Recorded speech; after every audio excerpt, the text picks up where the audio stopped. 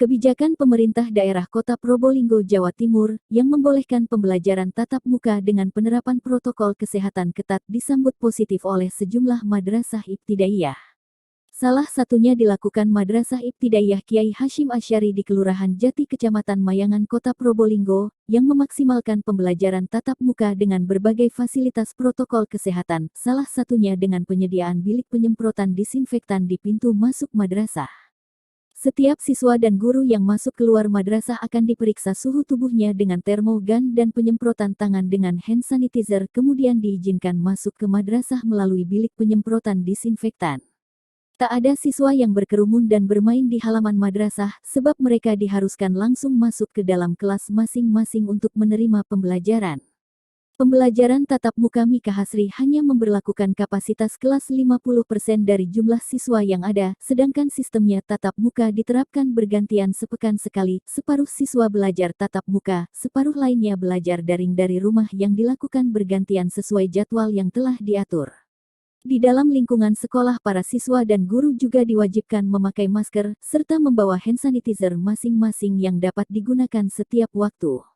Pembelajaran juga hanya dilakukan selama maksimal 3 jam untuk siswa kelas 4 hingga 6, dan maksimal 2 jam untuk siswa kelas 1 hingga kelas 3, yang dimulai dengan murotal Al-Quran sebelum memulai proses pembelajaran.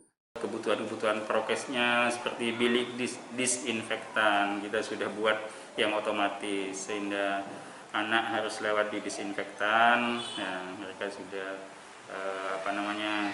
disiram dengan air disinfektan. Kemudian kita juga sudah menyiapkan tempat-tempat cuci tangan.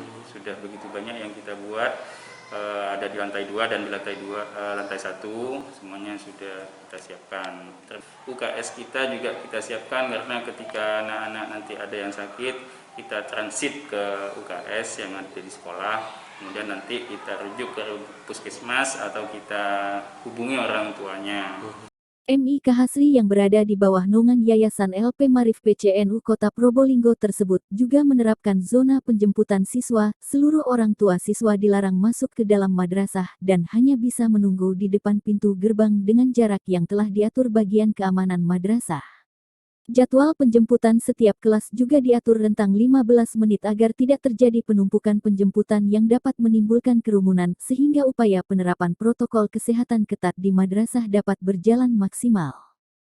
Dari Probolinggo, Jawa Timur, Rudi Ulhak melaporkan.